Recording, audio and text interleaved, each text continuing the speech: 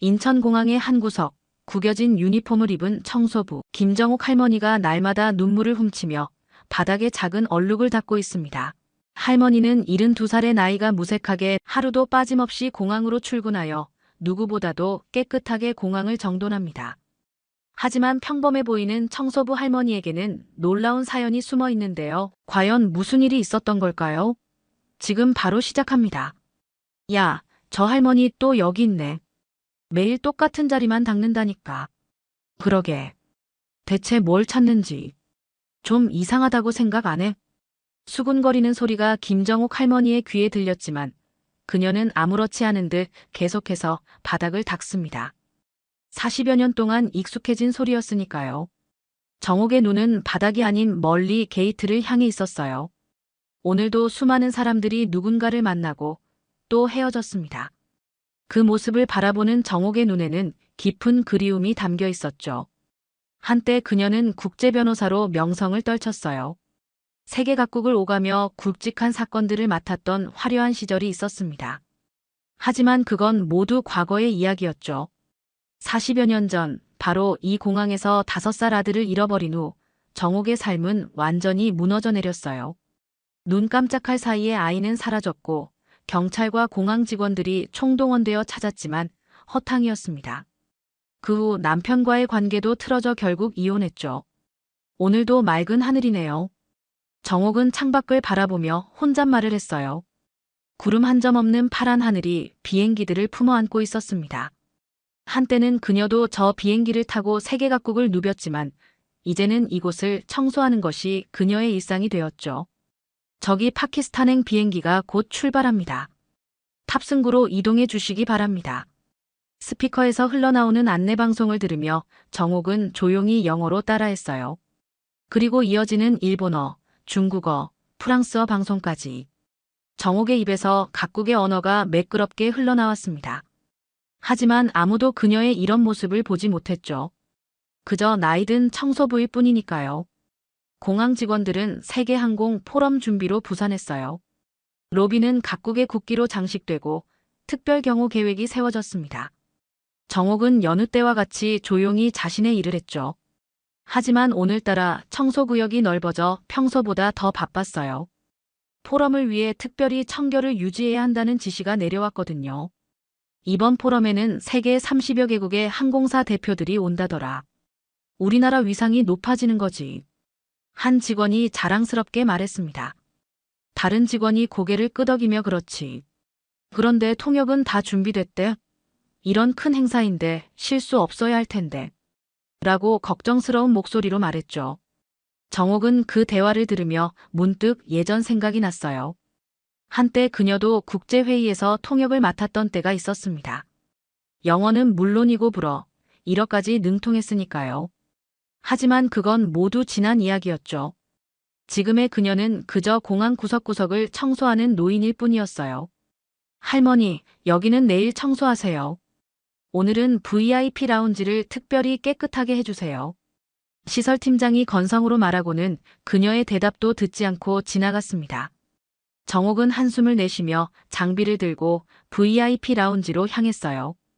푹신한 소파와 고급스러운 인테리어가 그녀를 맞이했죠. 이곳에서 각국의 귀빈들이 회의를 준비할 것입니다. 정옥은 꼼꼼히 구석구석을 청소하면서 문득 테이블 위에 놓인 포럼 자료를 발견했어요. 세계 항공 산업의 미래와 도전이라는 제목의 자료집이었습니다. 정옥은 주변을 살피고는 잠시 그 자료를 펼쳐봤죠. 영어로 된 글을 술술 읽어내려가는 정옥의 눈빛이 반짝였어요. 전문 용어들도 어렵지 않게 이해하는 모습이었습니다. 뭐 하세요? 갑자기 들리는 목소리에 정옥은 화들짝 놀라 자료집을 내려놓았죠. 아, 죄송합니다. 청소하다가. 정옥은 당황한 기색을 감추지 못했어요. 여기서 청소만 하시면 됩니다. 자료는 만지지 마세요. 직원은 차갑게 말하고는 자료집을 가져갔습니다. 정옥은 고개를 숙인 채 다시 청소를 시작했죠. 그러나 그녀의 마음속에는 이미 읽은 내용이 선명하게 남아 있었어요. 사실 그녀는 항공 산업에 대해서도 상당한 지식을 가지고 있었습니다. 아들을 잃은 후 항공 보안과 관련된 법률을 연구했으니까요.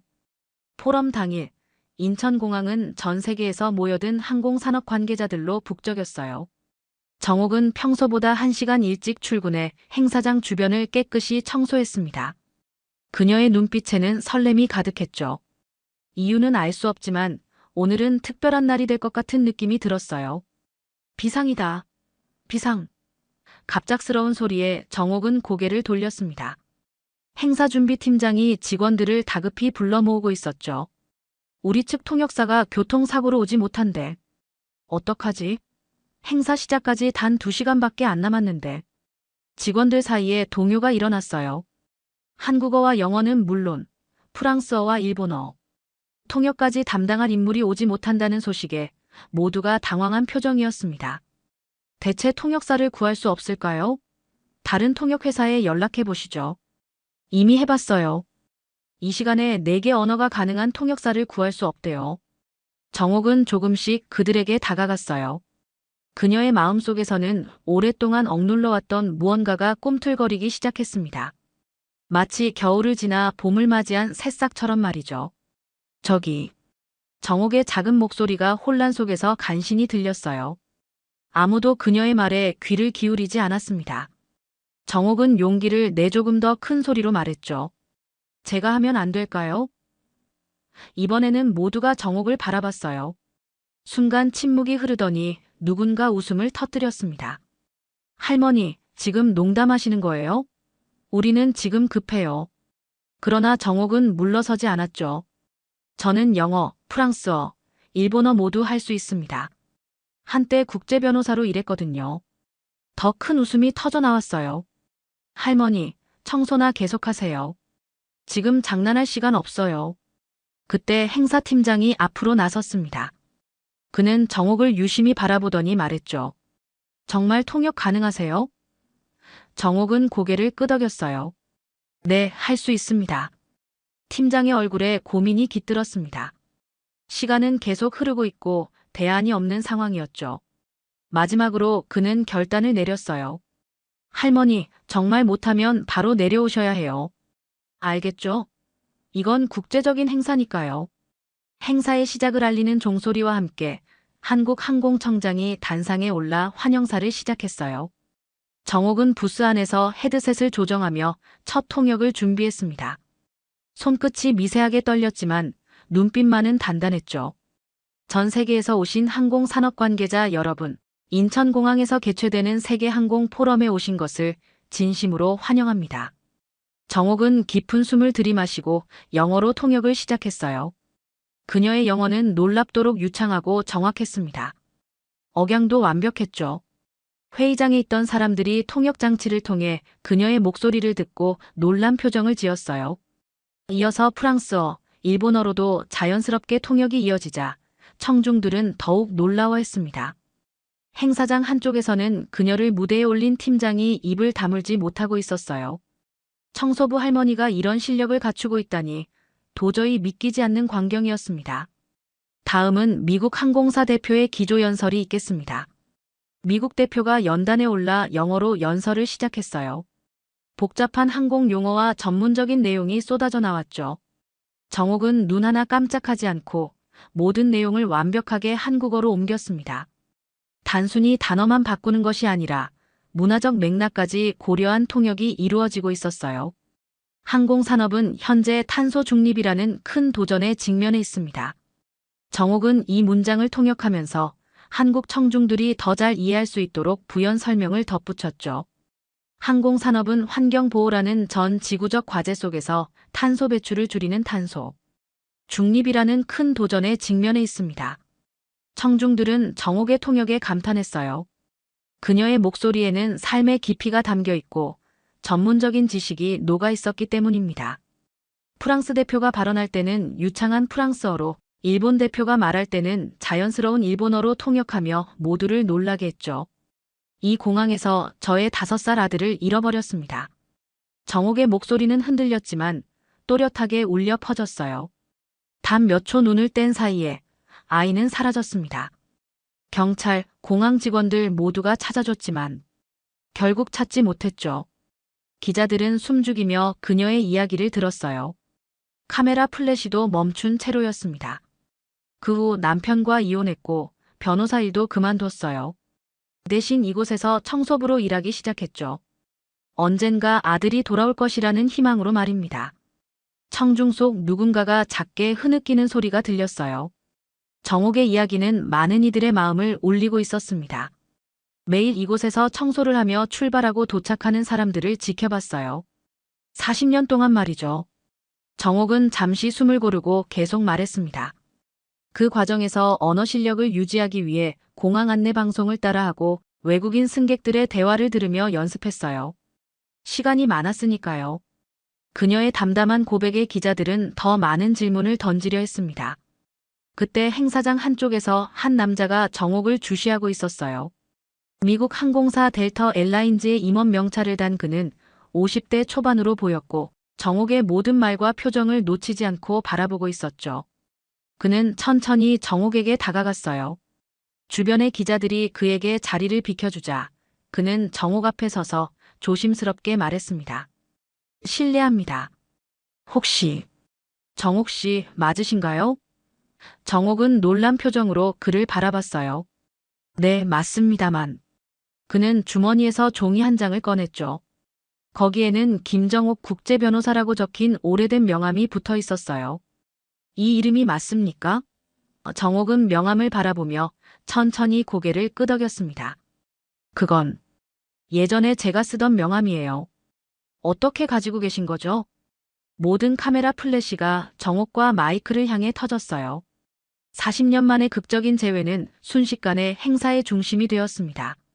정옥은 여전히 마이클의 얼굴을 양손으로 감싸고 있었죠. 그녀의 손가락 끝으로 아들의 얼굴 윤곽을 더듬으며 꿈이 아님을 확인하는 듯 했어요. 내가 정말 내 아들이 맞구나. 정옥의 목소리가 떨렸습니다. 그토록 오랜 시간 속삭여온 말을 드디어 실제로 하게 된 것이었죠. 마이클은 정옥의 손을 부드럽게 잡으며 말했어요. 제 한국 이름이 기억나요. 어머니가 절 뭐라고 불렀는지. 정옥은 오랜 기억 속에서 그 이름을 끄집어냈습니다. 매일 밤 잠들기 전에 속삭이던 그 이름을요. 민수. 너의 이름은 민수였어. 민수. 마이클은 자신의 한국 이름을 천천히 되뇌어 봤어요. 양부모님은 제게 마이클이란 이름을 주셨지만 항상 다른 이름이 있었다고 말씀해 주셨어요. 둘 사이에 침묵이 흘렀습니다. 하지만 그것은 불편한 침묵이 아니라 40년의 시간을 메우는 깊은 이해의 순간이었죠. 어떻게 살았니? 정옥이 마침내 입을 열었어요. 그녀의 눈에는 궁금함과 두려움이 함께 담겨 있었습니다. 아들이 행복했을까, 고통스러웠을까 하는 생각이 교차하는 순간이었죠. 마이클은 미소를 지으며 대답했어요. 저는 좋은 가정에서 자랐습니다. 양부모님은 저를 정말 사랑해 주셨고 좋은 교육도 받았어요. 하버드 경영대학원을 졸업하고 지금은 델타 항공의 아시아 태평양 담당 부사장으로 일하고 있죠. 정옥의 눈에 안도의 눈물이 고였습니다. 아들이 적어도 고통 속에 살지는 않았다는 사실이 그녀의 마음을 진정시켜주는 듯 했어요. 하지만 마이클이 계속 말했죠. 항상 무언가가 빠진 느낌이었습니다. 제 뿌리, 제 본래 가족에 대한 궁금함이 늘 저를 따라다녔어요. 다음 날 아침 정옥과 마이클의 극적인 재회 소식은 전국 뉴스의 헤드라인을 장식했어요. 40년 만의 기적, 공항 청소부와 항공사 임원의 극적인 모작, 상봉, 포기하지 않은 어머니의 사랑 등의 제목으로 이 감동적인 이야기가 전파되었습니다. 정옥은 평소와 같은 시간에 공항에 도착했어요. 하지만 오늘은 청소 도구를 들지 않았습니다. 마이클과 함께 공항 카페에 앉아 커피를 마시고 있었죠. 어제까지만 해도 그녀를 무시하던 직원들이 이제는 존경의 눈빛으로 인사를 건넸어요. 정옥님, 어제 통역 정말 대단하셨어요. 축하드립니다. 아드님을 만나셔서 정말 다행이에요. 정옥은 그저 미소로 답했습니다. 그녀의 얼굴에는 어제와는 다른 생기가 돌고 있었죠. 마치 수십 년의 무게가 한순간에 사라진 것처럼 가벼워 보였어요. 마이클은 어머니의 손을 꼭 잡고 말했습니다. 어머니, 오늘 미국 대사관에 들러야 해요. 어머니의 비자 문제를 해결하고 저와 함께 미국으로 가실 수 있게 준비해야 합니다. 정옥은 잠시 생각에 잠기더니 고개를 저었어요. 민수야. 아니, 마이클.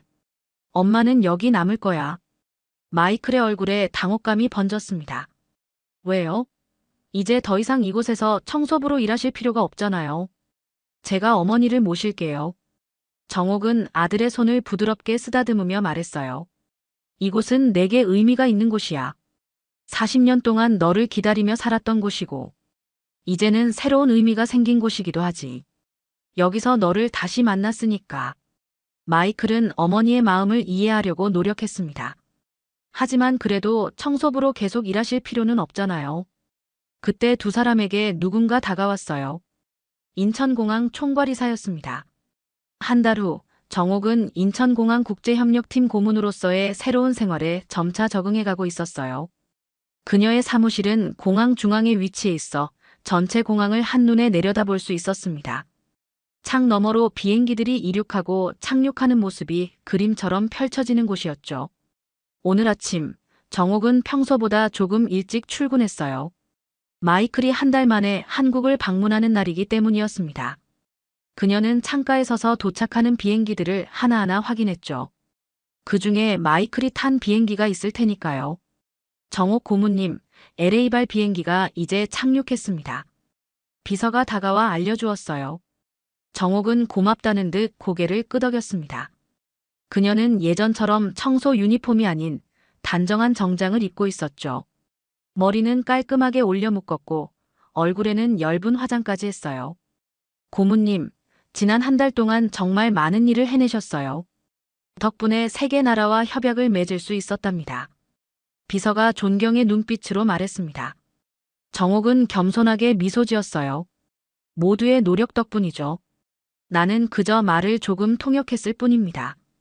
하지만 사실 그녀가 한 일은 단순한 통역이 아니었어요. 국제항공법과 외교관계에 대한 그녀의 지식, 여러 나라의 문화를 이해하는 능력은 인천공항이 국제적인 협력을 이끌어내는데 큰 도움이 되었습니다. 정옥은 입국장으로 향했죠. 예전에는 여기서 바닥을 닦았지만 이제는 VIP를 맞이하는 사람이 되었어요. 마이클뿐만 아니라 그가 소개해준 항공업계 인사들도 함께 만날 예정이었습니다. 정옥은 공항 전체를 둘러보며 말했어요. 이곳은 내게 가장 아픈 기억이 있는 곳이었지만 이제 가장 행복한 곳이 되었습니다. 오늘은 아들 민수의 상견례 날이었습니다. 60대 중반의 김 회장은 평소처럼 새벽 5시에 일어나 건물 관리 업무를 마치고 집으로 돌아왔죠. 옷장 앞에서 한참을 고민했습니다. 정장을 입어야 하나 싶었지만 딱딱한 양복보다는 깔끔한 평상복이 더 편할 것 같았어요. 김 회장은 평소 동네를 돌아다니며 폐지를 줍는 일도 했습니다. 환경도 생각하고 몸도 움직일 겸해서 시작한 일이었는데 벌써 몇 년째 이어오고 있었죠. 그래서 항상 소탈한 차림으로 다녔고 오늘도 그런 평상복 차림이 더 자연스러웠습니다. 거울 앞에서 옷매무새를 다듬으며 손톱 사이에 묻은 기름때를 닦아냈습니다. 어제 건물 보일러를 점검하느라 손이 좀 더러워졌거든요. 그래도 나름대로 단정하게 차려입었다고 생각했어요. 깔끔하게 빗은 머리와 다림질한 셔츠가 그럭저럭 괜찮아 보였습니다. 음식점에 도착하니 예비 사돈댁 식구들이 먼저 와 있었습니다. 인사를 나누고 자리에 앉았는데 예비 며느리, 어머니의 시선이 계속 김 회장의 옷차림을 훑어보는 게 느껴졌어요. 뭔가 불편한 기운이 감돌았죠. 상대방은 깔끔한 정장 차림이었고 손톱도 말끔히 관리된 모습이었습니다. 식사가 반쯤 진행됐을 때 예비 며느리 어머니가 조심스럽게 입을 열었습니다. 아이고, 사돈 어른께서는 어떤 일을 하고 계신지요? 건물 관리 일을 하고 있습니다. 아, 그러시군요. 평소에도 그런 일만 하시는 건가요? 김 사장은 솔직하게 대답했습니다. 네, 그리고 폐지도 좀 줍고 있어요. 환경을 위해서 말이죠. 예비 며느리 어머니의 눈썹이 살짝 올라갔습니다. 폐지를 줍는다는 말에 표정이 미묘하게 변했어요. 아, 그러시군요. 그럼 혹시 결혼하면 지분 좀 해주실 수 있을까요? 요즘 전세도 워낙 비싸고 말입니다. 김 회장은 잠시 젓가락을 놓고 생각했습니다. 아들에게 집을 사주는 건 어렵지 않았지만 젊은 사람들이 스스로 일궈나가는 것도 중요하다고 생각했거든요. 아이들이 스스로 해나가는 게 좋지 않을까 싶습니다. 서로 힘을 합쳐서 말이죠. 예비 며느리 어머니의 표정이 확연히 굳어졌습니다. 김 회장의 손톱 사이에 남은 기름때와 옷자락에 묻은 희미한 페인트. 자국을 유심히 바라보더니 입꼬리가 확실히 내려갔어요. 폐지를 줍는다는 말과 집을 사주지 않겠다는 답변이 겹치면서 마음속으로 계산을 하고 있는 듯 했어요. 옆에 앉은 예비 며느리 아버지도 불편한 표정으로 아내를 바라봤죠. 분위기가 급격히 차가워지기 시작했습니다. 김 회장은 상대방의 변화된 태도를 느끼면서도 최대한 예의를 지키려고 노력했어요. 아이고, 그러시군요. 요즘 젊은 사람들이 혼자 집 마련하기가 얼마나 어려운데요. 전세금만 해도 억 단위인데 말입니다. 부모가 도와주지 않으면 언제 내 집을 마련하겠어요. 예비 며느리 어머니의 목소리에는 실망감이 역력했어요. 김 회장은 그 시선이 자신의 옷차림과 거친 손을 계속 훑어보는 걸 느꼈습니다. 특히 손톱 사이에 남은 기름때와 옷자락에 묻은 작은 페인트 자국을 유독 신경 쓰는 것 같았어요. 마치 그 모든 것들이 김 회장의 경제적 능력을 보여주는 증거라도 되는 양말이죠. 사돈댁에서는 어떤 일을 하고 계시나요? 김 회장이 정중하게 물어봤지만 상대방의 대답은 건성이었습니다. 저희는 작은 가게를 하고 있어요. 그나마 장사가 좀 됐으면 좋겠는데 요즘은 경기가 워낙 안 좋아서요. 그래도 우리 지영이만큼은 편하게 살게 해주고 싶거든요. 식사 내내 어색한 침묵이 흘렀습니다. 김 회장은 나름대로 화기애애한 분위기를 만들어 보려고 노력했지만 예비 며느리 어머니의 태도는 점점 더 차가워졌어요. 아들 민수와 예비 며느리 지영이도 어른들의 기색을 살피며 불편해하는 게 눈에 보였습니다. 지영이는 계속 어머니의 눈치를 보며 애타는 표정을 지었고 민수는 아버지를 걱정스럽게 바라봤어요. 식사가 끝나갈 무렵 예비 며느리 어머니가 화장실에 간다며 자리를 비웠어요. 그 사이 예비 며느리 아버지가 조심스럽게 말을 꺼냈습니다. 사돈어른, 저희 집사람이 좀 직설적인 편이라서요. 양해해 주시기 바랍니다. 아이들 걱정하는 마음에서 나온 말이니까요. 괜찮습니다. 서로 아이들 걱정하는 마음이니까요. 저도 이해합니다. 하지만 화장실에서 돌아온 예비 며느리 어머니의 표정은 더욱 굳어 있었습니다. 마치 무언가 결심을 굳힌 듯한 모습이었어요. 손을 씻고 오면서 다시 한번 김 회장의 모습을 찬찬히 훑어본 것 같았습니다. 사돈어른, 죄송하지만 오늘 이야기 다시 한번 생각해 봐야겠습니다. 우리 지영이가 고생하며 살게 할 수는 없거든요. 김 회장은 당황했지만 침착하게 대답했습니다. 무슨 말씀이신지요? 폐지 줍고 건물 관리하시는 분과 우리 애가 결혼해서 뭘 믿고 살겠어요? 신혼집도 없이 전세방에서 쪼들리며 살라고 하시는 거잖아요. 우리 지영이는 그렇게 힘들게 살게 못해요. 예비 며느리 어머니의 목소리가 점점 높아졌습니다. 주변 테이블에서도 시선이 몰리기 시작했어요. 아들 민수의 얼굴이 창백해졌고 지영이는 눈물을 글썽이며 어머니를 말렸지만 이미 늦었습니다. 상견례에서의 굴욕적인 파혼 선언이 있었던 다음 날 아침, 김 회장은 평소와 다름없이 새벽 5시에 일어났습니다. 어젯밤 일에 대해 특별히 동요하는 기색도 없이 세수를 하고 간단한 아침을 먹었어요.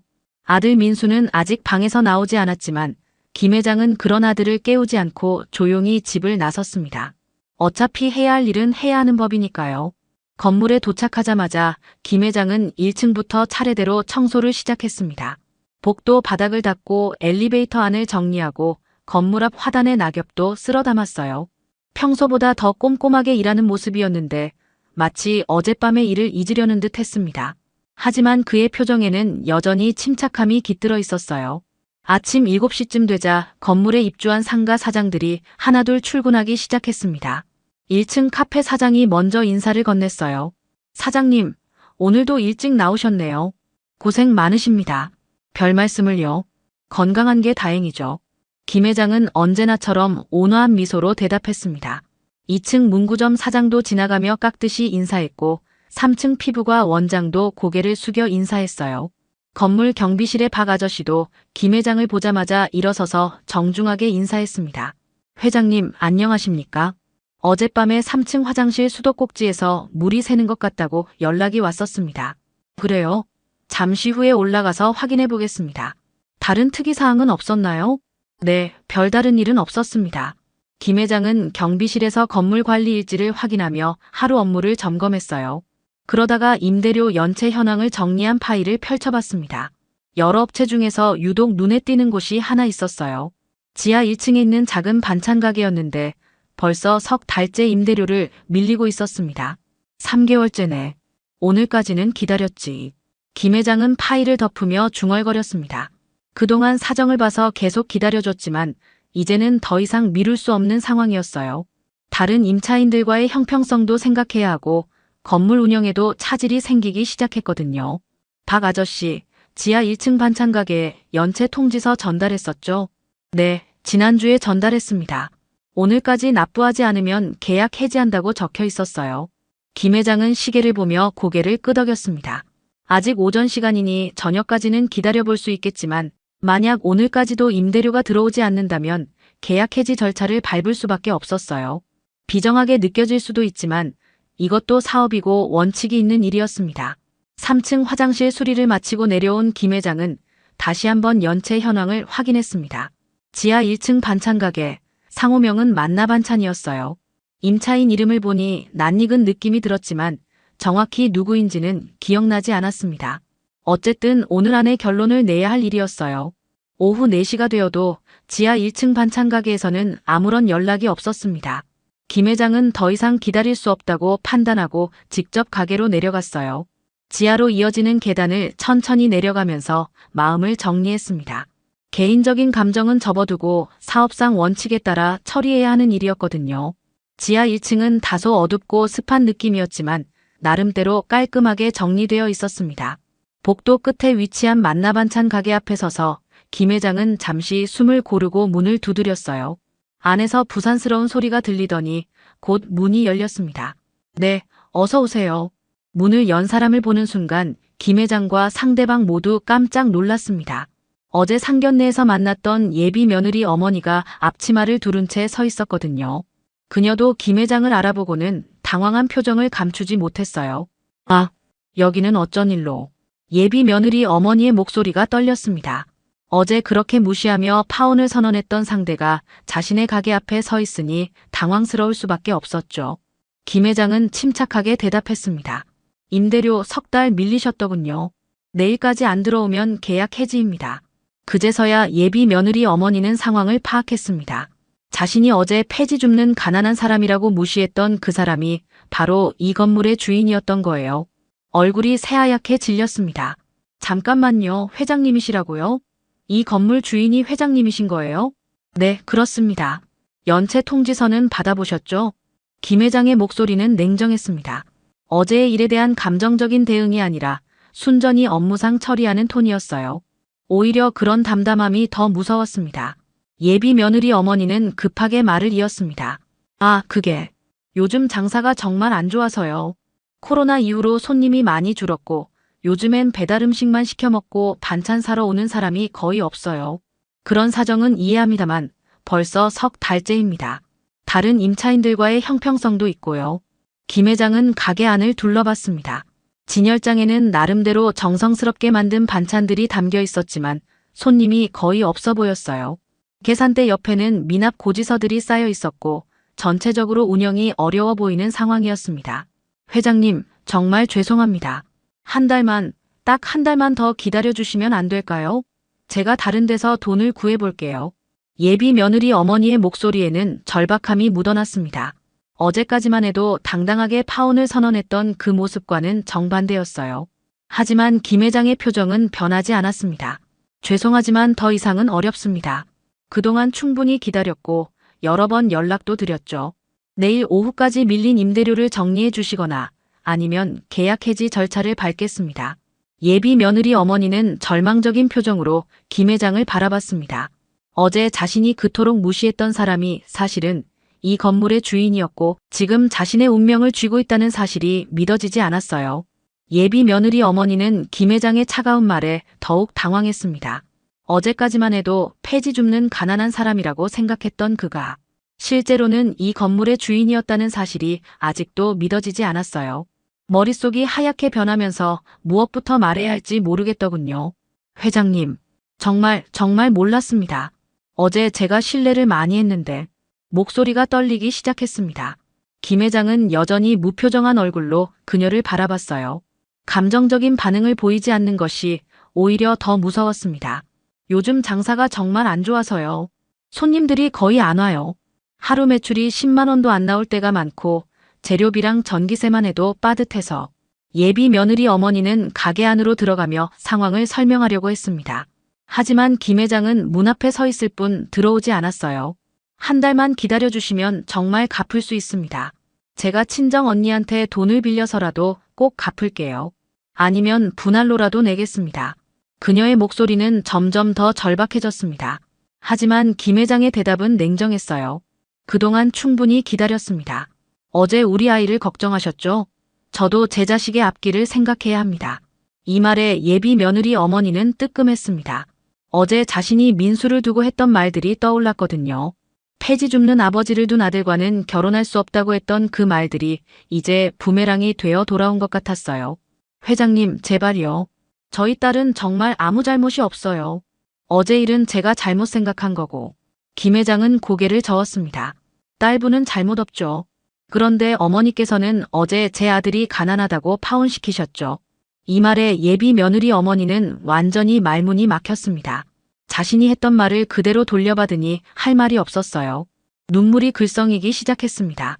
제가 정말 잘못 봤어요. 겉모습만 보고 판단한 제가 바보였습니다. 회장님, 제발 한 번만 용서해 주세요. 김 회장은 잠시 침묵했다가 조용히 말했습니다. 겉모습만 보고 사람을 판단하신 분이 지금은 제 눈치를 보며 이렇게 사정하고 계시는군요. 사는 게 참 아이러니합니다. 이 말이 가장 큰 충격이었습니다. 예비 며느리 어머니는 자신의 이중적인 모습을 적나라하게 지적당한 기분이었어요. 어제는 그토록 당당하게 상대를 깎아내렸으면서 오늘은 그 사람 앞에서 무릎 꿇고 빌고 있는 자신의 모습이 초라하기 그지없었습니다. 정말 죄송합니다. 제가 너무 어리석었어요.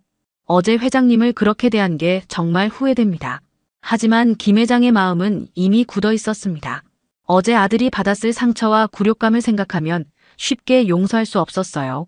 죄송하다는 말씀은 충분히 들었습니다. 하지만 사업은 사업입니다. 내일 오후 6시까지 밀린 임대료를 정리해 주시기 바랍니다. 김 회장은 더 이상 할 말이 없다는 듯 몸을 돌렸습니다. 예비 며느리 어머니는 그의 뒷모습을 바라보며 절망적인 표정을 지었어요. 어제 자신의 오만함이 오늘 이런 결과를 가져올 줄은 꿈에도 몰랐습니다. 김 회장이 떠난 후 예비 며느리 어머니는 온갖 방법을 동원해서 돈을 구해보려고 했습니다. 300만 원이라는 큰 돈을 하루 만에 마련해야 한다는 현실이 막막했지만 포기할 수는 없었어요. 가장 먼저 친정 언니에게 전화를 걸었습니다. 언니, 나야. 갑자기 급한 일이 생겨서 그러는데 300만 원 좀 빌려줄 수 있어? 300만 원? 갑자기 무슨 일이야? 그런 큰 돈을 왜? 임대료를 못 내서. 내일까지 안 내면 가게 문 닫아야 해. 전화 너머로 한숨 소리가 들렸습니다. 미영아, 우리도 애들 학원비에 생활비에 빠듯해서. 그런 큰 돈은 정말 어려워. 첫 번째 거절이었습니다. 예비 며느리 어머니는 절망감을 억누르며 남편의 형에게도 연락했어요. 형님, 죄송한데 급한 일이 생겨서요. 300만 원만 잠깐 빌려주시면 안 될까요? 꼭 갚을게요. 300만 원이라고. 갑자기 무슨 일인데? 미영이, 우리도 요즘 사업이 안 돼서 은행 대출 받아서 버티고 있는 상황이야. 정말 미안해. 두 번째 거절이었습니다. 손이 떨리면서 절망감이 더욱 커졌어요. 그래도 포기할 수 없어서 은행에 달려갔습니다. 대출 상담받고 싶은데요. 신용등급을 확인해보니 이미 대출 한도를 초과하셨네요. 현재로서는 추가 대출이 어려우십니다. 그럼 담보대출은 어떻게 되나요? 부동산 담보가 있으시면 가능하지만 심사에 며칠이 걸립니다. 며칠이라니 내일까지인데 그럴 시간이 어디 있었나요? 신용카드 현금 서비스도 이미 한도가 막혀있는 상태였습니다. 절망적인 마음으로 카드사에도 전화해봤지만 역시 불가능하다는 답변만 돌아왔어요. 이제 친구들에게 연락할 차례였습니다. 고등학교 때 친구, 동네에서 알게 된 지인들까지 닥치는 대로 연락했어요. 정희야, 나 미영이야. 갑자기 급한 일이 생겨서 돈 좀 빌려줄 수 있어? 얼마나? 300만 원. 미영아, 미안해. 우리도 애 대학 등록금 때문에 빠듯해서. 그런 큰 돈은 정말 어려워. 세 번째, 네 번째, 다섯 번째 거절이 이어졌습니다. 모두들 자신들 사정도 어렵다며 미안했지만 그런 큰 돈을 선뜻 빌려줄 수 있는 사람은 아무도 없었어요. 시간은 무정하게 흘러갔습니다. 오후 2시, 3시, 4시. 마지막 희망으로 예전에 장사할 때 알게 된 사람들에게까지 연락해봤습니다. 사장님, 저 만나반찬하는 미영이에요. 혹시 급한 일이 생겨서 돈 좀 빌려주실 수 있을까요? 얼마나? 300만 원인데요. 아이고, 미영씨. 요즘 장사가 워낙 안 돼서 저도 은행 이자 내기도 빠듯해요. 정말 미안해요. 오후 5시가 되자 절망감이 몰려왔어요. 온종일 뛰어다녔지만 한 푼도 구하지 못했습니다. 휴대폰 전화번호부를 다시 한번 훑어봤지만 더 이상 연락할 사람도 없었어요. 오후 6시 정각, 김 회장이 다시 가게로 내려왔습니다. 예비 며느리 어머니는 그의 발소리를 들으며 마지막 희망을 품고 문을 열었어요. 그녀의 얼굴에는 하루 종일 뛰어다닌 흔적이 역력했습니다. 회장님, 정말 죄송한데 조금만 더 시간을 주시면 안 될까요? 내일까지만요. 제발요. 하지만 김 회장의 대답은 단호했습니다. 약속 시간이 지났습니다. 그가 내민 계약 해지 통보서를 받아든 순간 예비 며느리 어머니의 다리에 힘이 빠졌습니다. 그날 밤 지하 1층 만나반찬 가게 안은 처참한 모습이었습니다. 예비 며느리 어머니는 진열장 앞에 주저앉아 창밖을 멍하니 바라보고 있었어요. 내일이면 이 모든 것이 끝날 거라는 생각에 마음이 무너져 내렸습니다. 주변에는 정리하다 만 짐들과 비워진 진열장, 바닥에 떨어진 전단지들이 어지럽게 널려 있었어요. 저런 옷 입고 폐지를 줍더니 건물주였을 줄이야. 내가 얼마나 우습게 봤던 거지. 혼잣말이 가게 안에 울려 퍼졌습니다. 어제까지만 해도 그토록 당당했던 자신이 부끄러웠어요. 김 회장의 소탈한 옷차림과 손에 묻은 기름때만 보고 가난한 사람이라고 단정지었던 자신의 어리석음이 한심하기 그지없었습니다. 이때 가게 안쪽에서 딸 지영이가 나왔습니다. 눈이 빨갛게 부어있는 걸 보니 한참 울고 있었던 모양이었어요. 엄마, 정말 어떻게 하는 거야? 민수 오빠랑은 정말 끝인 거야? 지영이의 목소리에는 절망감이 묻어났습니다. 사랑하는 사람과의 결혼이 어머니의 편견 때문에 무산되었을 뿐만 아니라 이제는 가게까지 잃게 생겼으니까요. 엄마가 왜 그랬어? 민수 오빠 아버지는 정말 좋은 사람이었는데. 지영이는 소리 죽여 울기 시작했습니다. 상견례 때 김 회장을 만났을 때부터 좋은 인상을 받았었거든요. 소탈하면서도 온화한 미소, 정중한 말투에서 인품이 느껴졌는데 어머니는 겉모습만 보고 판단해버렸어요. 예비 며느리 어머니는 딸의 등을 안으며 같이 흐느꼈습니다. 엄마가 다 망쳤다. 집도 인연도 다. 두 모녀는 서로를 붙잡고 울었습니다. 어제까지만 해도 딸의 장래를 걱정한다며 당당하게 파혼을 선언했던 어머니였지만 지금은 그 모든 것이 잘못된 판단이었다는 걸 깨달았어요. 정작 딸을 더 힘들게 만든 건 자신이었습니다. 한편 김 회장의 집 앞마당에서는 아버지와 아들의 대화가 이어지고 있었습니다. 민수는 하루 종일 방에 있다가 저녁이 되어서야 나왔어요. 아버지가 평상에 앉아 하늘을 바라보고 있는 모습을 보고 다가갔습니다. 아버지, 후회 안 하세요? 그냥 참고 넘길 수도 있었잖아요. 민수의 목소리는 조심스러웠습니다. 아버지의 결정을 탓하는 게 아니라 진심으로 궁금했거든요. 김 회장은 잠시 침묵하다가 짧게 답했습니다. 사람이 자식 앞에서 꼭 참고 사는 게 미덕일 때도 있어. 그런데 그날은 내가 내 미래를 지키고 싶었어. 제 미래를 지킨다는 게 무슨 뜻이에요? 내가 그런 식으로 무시당하면서 살게 둘 수는 없었다. 지영이 어머니 같은 사람과 가족이 되면 평생 그런 시선을 받으며 살아야 해.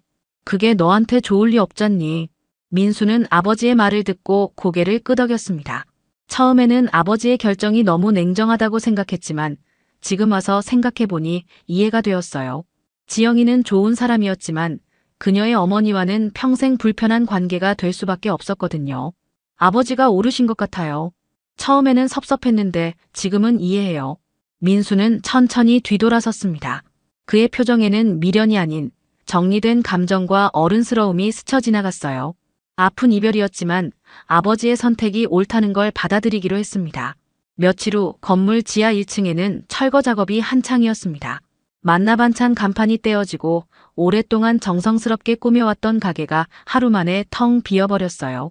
예비 며느리 어머니와 남편은 마지막 짐을 정리하며 몇십 년간의 추억이 담긴 공간을 떠나야 했습니다. 어제까지만 해도 이곳이 자신들의 삶터였는데 이제는 남의 땅이 되어버린 현실이 믿어지지 않았어요. 김 회장은 지하 1층을 둘러보며 새로운 임차인을 위한 준비를 하고 있었습니다. 벽면을 새로 도배하고 바닥도 깨끗하게 정리했어요. 일주일 전 그 자리에서 벌어졌던 일들이 마치 꿈처럼 느껴졌지만 이제는 다시 새로운 시작을 준비할 때였습니다. 며칠 더 지나자 그 자리에 새로운 간판이 들어섰습니다. 소담 카페라는 예쁜 글씨가 적힌 간판이었어요. 젊고 밝은 여성이 새로운 임차인으로 들어온 것이었습니다. 김 회장은 계약서에 서명하면서 조심스럽게 말했어요. 이젠 사람부터 보고 계약합니다. 새로운 임차인 수지는 환한 미소로 대답했습니다. 감사합니다. 정말 열심히 해볼게요. 좋은 카페 만들어서 건물에 도움이 되도록 하겠습니다. 그녀의 진솔한 모습에서 김 회장은 좋은 인상을 받았어요. 나이는 어리지만 사업에 대한 열정과 성실함이 느껴졌거든요. 무엇보다 겸손하고 예의 바른 태도가 마음에 들었습니다. 카페 준비가 한창일 때 아들 민수가 아버지를 찾아왔습니다. 지하 1층 앞을 지나면서 변화된 모습을 보고 복잡한 심경이 들었어요. 아버지, 진짜 내쫓으신 거예요? 민수의 목소리에는 여전히 약간의 안타까움이 묻어 있었습니다. 김 회장은 잠시 멈추고 담담히 대답했어요.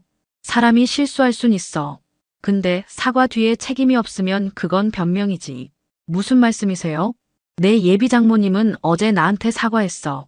하지만 그 사과가 진심이었다면 애초에 그런 식으로 사람을 판단하지 않았을 거야. 결국 상황이 바뀌니까 태도가 바뀐 거지. 진짜 잘못을 깨달은 게 아니었어. 김 회장은 잠시 생각에 잠기더니 다시 말을 이었습니다. 내 아들이 그런 변명에 끌려 살게 둘 순 없었다. 지영이는 좋은 아이였지만 그 어머니와 평생 가족으로 지내야 한다는 건 너한테 독이 될 수밖에 없어.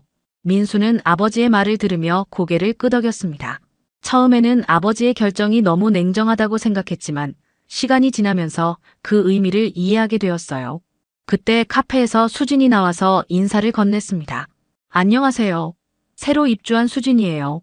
잘 부탁드립니다. 민수는 그녀를 보며 어색하게 인사했습니다. 안녕하세요. 건물주 아들 민수입니다. 수진은 밝은 웃음으로 대답했어요. 아, 그러시는군요. 앞으로 자주 뵐 것 같네요. 민수가 돌아서려다 다시 한번 뒤돌아봤습니다. 수진은 여전히 환한 미소를 지으며 손을 흔들고 있었어요. 혹시 근처에 자주 오세요? 수진이 호기심 어린 표정으로 물었습니다. 민수는 조용히 웃으며 대답했어요. 앞으로 자주 오게 될 것 같네요. 김 회장은 그런 아들의 모습을 보며 미소를 지었습니다. 때로는 문이 닫혀야 새로운 문이 열리는 법이었어요. 어려운 결정이었지만 결국 모든 것이 제자리를 찾아가고 있었습니다.